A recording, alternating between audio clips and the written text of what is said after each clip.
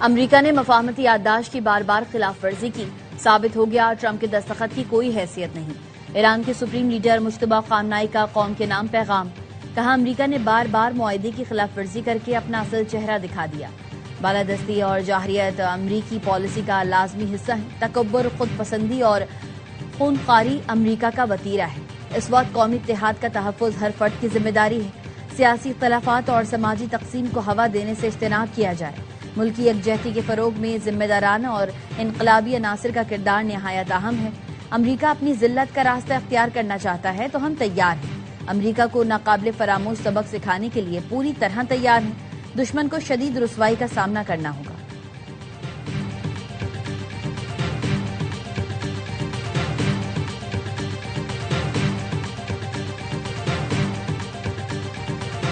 امریکی فوج کی مسلسل 7ویں رات بھی ایران پر بمباری، اہواز پر میزائل حملہ کیا گیا۔ لاڈ، جاسک، یزد، خرم آباد اور سیرک میں دھماکے سنے گئے۔ امریکی حملوں میں شہری انفراسٹرکچر کو نشانہ بنایا گیا، 3 شہری شہید اور متعدد زخمی ہوئے۔ امریکی سینٹ کام کا کہنا ہے ایرانی نگرانی کے مراکز، عسکری لاجسٹکس کو تباہ کر دیا گیا۔ ایرانی میڈیا کا کہنا ہے امریکی حملوں میں اب تک 50 افراد شہید ہو چکے۔ ہرمزگان میں 116 ٹیلی کمیونیکیشن ٹاورز تباہ، ٹاورز ناکارہ ہونے سے ٹیلی فون، موبائل اور انٹرنیٹ سروسز شدید متاثر۔ ایکزیوس نے دعویٰ کیا کہ امریکی صدر کا ایران کے خلاف وسیع فوجی آپریشن پر غور کر رہے ہیں۔ درجنوں امریکی ریفیولنگ طیارے اسرائیل بھیجے جا رہے ہیں۔ ڈونلڈ ٹرمپ کا ایران کے بجلی گھروں، اہم انفراسٹرکچر اور جوہری تنصیبات کو نشانہ بنانے کا منصوبہ ہے۔ کارروائی کا حتمی فیصلہ نہیں ہوا۔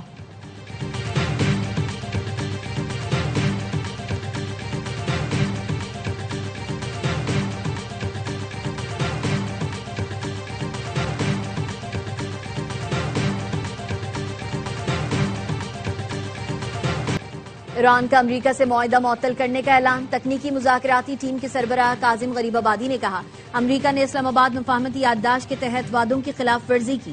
ایران نے بھی تمام وعدوں پر عمل درآمد روک دیا۔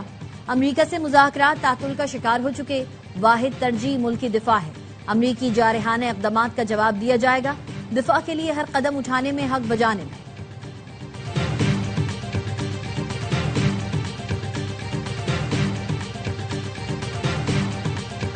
ایران کے امریکی اڈوں پر جوابی حملے جاری۔ کویت پر ایرانی حملے میں بجلی اور ڈی سیلینیشن پلانٹ سمیت اہم تنصیبات کو نشانہ بنایا گیا۔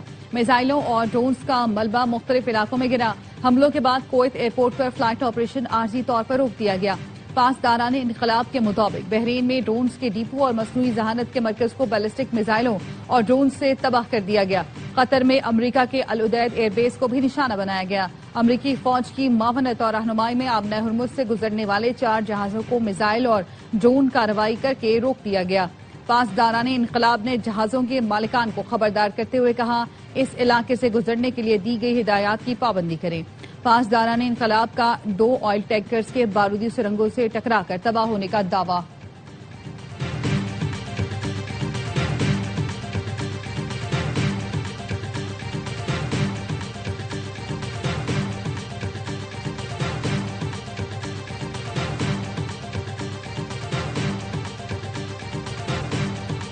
پاسداران انقلاب کا امن بحال ہونے تک حملے جاری رکھنے کا اعلان۔ پاسداران ایرو اسپیس فورس کے کمانڈر مجید موصفی نے کہا پورا ایران ایک ساتھ دشمن کے خلاف کھڑا ہے۔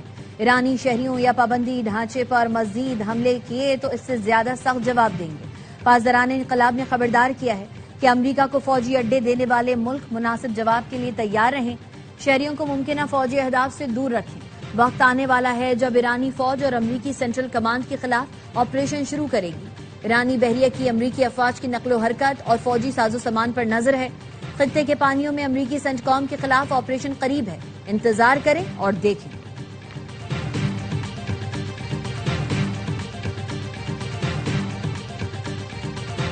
گزشتہ روز اردن پر ایرانی حملوں میں 2 امریکی فوجی ہلاک ہوئے۔ امریکی سینٹرل کمانڈ کی تصدیق، حملوں کے بعد ایک اہلکار لاپتہ، 4 زخمی ہوئے۔ ہلاک فوجیوں کے نام اہل خانہ کو اطلاع دینے کے بعد جاری کیے جائیں گے۔ ایرانی حملوں کے دوران لاپتہ امریکی فوجی کی تلاش جاری ہے۔ نائب وزیر اعظم اسحاق ڈار کو کویت کے وزیر خارجہ کا ٹیلی فون، خطے کی تازہ ترین صورتحال پر تبادلہ خیال کیا۔ کویتی وزیر خارجہ نے اپنی سرزمین پر حملوں پر تشویش سے نائب وزیر اعظم کو آگاہ کیا. کہا توقع ہے تمام فریق اسلام آباد ایم او یو پر مکمل عمل درآمد کریں گے. نائب وزیر اعظم کا کشیدگی میں فوری کمی پر زور. اسحاق ڈار نے تمام ملکوں کی خود مختاری اور علاقائی سلامتی کی اہمیت کو اجاگر کیا. کویتی وزیر خارجہ نے بات چیت اور علاقائی استحکام کے لیے پاکستان کے کردار کو سراہا.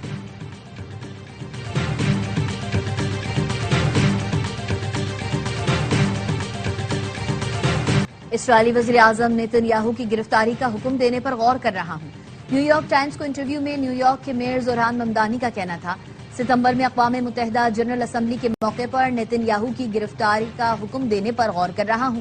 اسرائیلی وزیر اعظم جنگی مجرم ہیں. ان پر بین الاقوامی عدالت انصاف نے فرد جرم عائد کی ہے.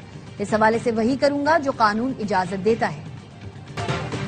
چین میں خوفناک لینڈ سلائیڈنگ، 8 افراد جان سے گئے، 34 لاپتہ. چونگ کنگ شہر میں پہاڑی تودا گرنے سے متعدد رہائشی عمارتیں تباہ.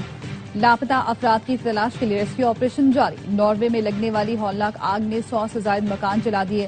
ڈرامن شہر میں تیز ہواؤں کے باعث شعلے قریبی جنگلات تک پھیل گئے. فضائی اور زمینی آپریشن جاری. سینکڑوں شہریوں کو علاقے سے بحفاظت نکال لیا گیا. بانی پی ٹی آئی کی بہن نورین نیازی کا مارکہ حق اور پاک فوج سے متعلق متنازع انٹرویو. نورین نیازی نے الزام لگایا مارکہ حق افواج پاکستان اور مودی کا گٹھ جوڑ تھا. مودی چاہتا تو 2 منٹ میں پاکستان کو فکس کر دیتا. یہ بھی کہا بھارت نے اسرائیل کے کہنے پر پاکستان پر حملہ نہیں کیا کیونکہ پاکستان اسرائیل کو تسلیم کرنے جا رہا تھا. انہوں نے ابراہم ایکارڈ کرانا تھا. اسرائیل سے پاکستان کے رابطے تھے. ٹرمپ بھی اسی لیے ان کی تعریفیں کرتا ہے.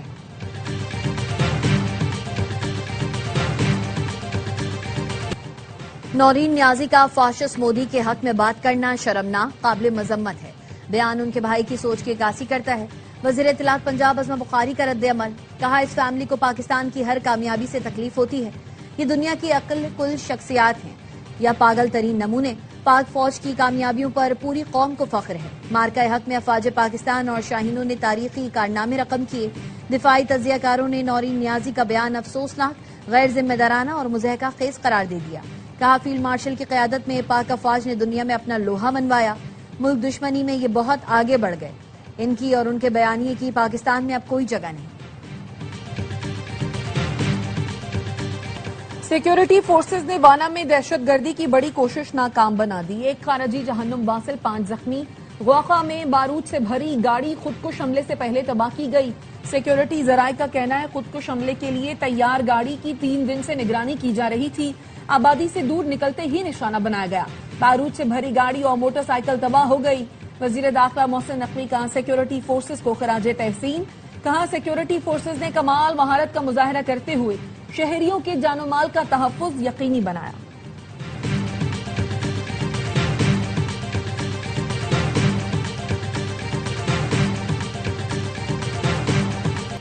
سانحہ مانگی ڈیم میں شہید 7 پولیس اہلکار سپرد خاک. نماز جنازہ کوئٹہ کے ایوب اسٹیڈیم میں ادا.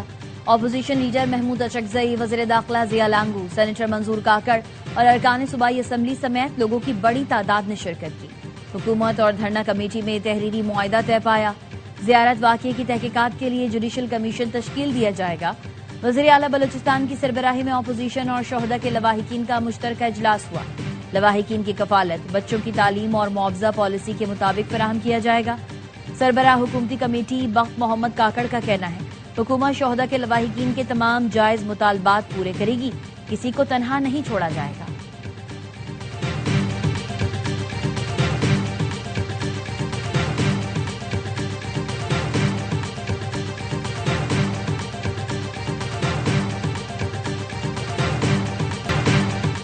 کوئٹہ دھرنے میں کچھ سیاسی لیڈرز نے ریاست سے متعلق گمراہ کن پروپیگنڈا کیا.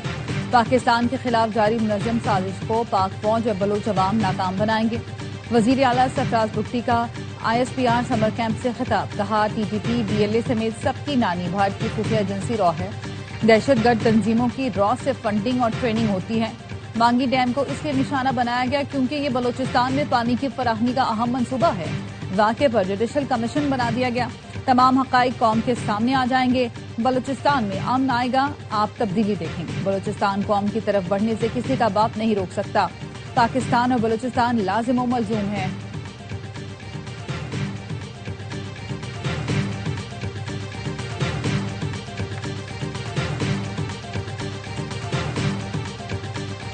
بلاول بھٹو سے وزیر اعلیٰ بلوچستان سرفراز بگٹی کی ملاقات، صوبے کی انتظامی اور سیاسی صورتحال سے آگاہ کیا، بتایا بلوچستان میں قیام امن سے متعلق جلد آل پارٹیز کانفرنس بلائی جائے گی۔ بلاول بھٹو کا فوج، ایف سی اور پولیس کے شہداء کو خراج عقیدت، کہا دہشت گردی میں شہید افراد کے لواحقین کے درد کو محسوس کر سکتا ہوں، لواحقین کے درد کا مداوا مذاکرات کامیاب بنانے کے لیے آپ نے مثبت کردار ادا کیا۔ بلاول بھٹو سے قمر زمان کائرہ اور ندیم افضل چند کی ملاقات، آزاد کشمیر کی انتخابی مہم سے متعلق بات چیت، chairman overseas Pakistanis foundation Qamar Raza بھی بلاول بھٹو سے ملے، آزاد کشمیر کی صورتحال سے متعلق گفتگو۔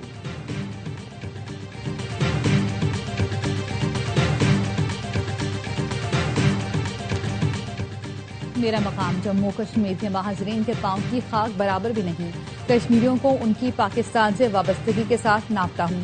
وزیر دفاع خواجہ آصف کہتے ہیں لندن میں بیٹھے کشمیری نفاق کے بیچ نہ بوئیں، لندن میں بیٹھ کر یہاں ایسے لوگوں کو پیسہ نہ دیں جو فوج کے خلاف بولتے ہیں۔ میں جن کی بات کر رہا ہوں کشمیر کے لیے ان کی انگلی سے خون تک نہیں نکلا، اتنے کوفے لوگ احسان فراموش نہیں تھے جتنے راولا کوٹ میں تقریریں کرنے والے ہیں۔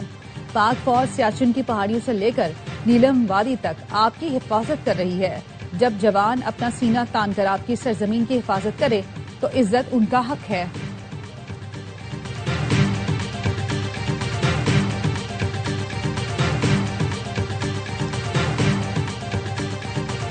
مری میں حکمران فیملی کی بیٹھک، صدر مسلم لیگ نون نواز شریف، وزیر اعظم شہباز شریف، نائب وزیر اعظم اسحاق ڈار، وزیر اعلیٰ پنجاب مریم نواز کی شرکت۔ ذرائع کے مطابق وزیر اعظم نے پیٹرولیم مصنوعات کی قیمتوں میں حالیہ اضافے کی وجوہات سے آگاہ کیا۔ بیٹھک میں آزاد کشمیر کی صورتحال اور الیکشن کی حکمت عملی پر مشاورت ہوئی۔ نواز شریف کے میرپور آزاد کشمیر میں جلسے کے انتظامات کا بھی جائزہ لیا گیا۔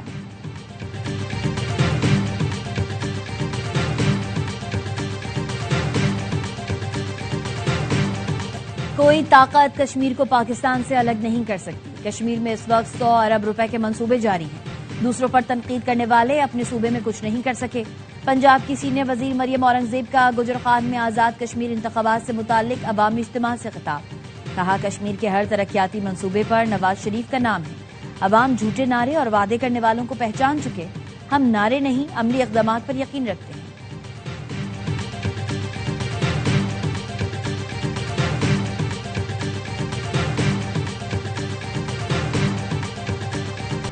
اسلام آباد کی کیپٹل ایمرجنسی سروس امتحان میں کامیاب، اسلام آباد میں رات گئے آگ لگنے سے متعلق فرضی کال آئی، 8 منٹ کے اندر فائر بریگیڈ اور ایمبولینس گاڑیاں موقع پر پہنچ گئیں۔ وفاقی وزیر داخلہ محسن نقوی نے کیپٹل ایمرجنسی سروس کی کارکردگی کو سراہا، وزیر داخلہ کا 2009 سے آلات اور گاڑیاں تبدیل نہ کیے جانے کا نوٹس، کیپٹل ایمرجنسی سروس کی اپ گریڈیشن کے لیے چیئرمین سی ڈی اے کو 7 روز کے اندر پلان پیش کرنے کی ہدایت کر دی۔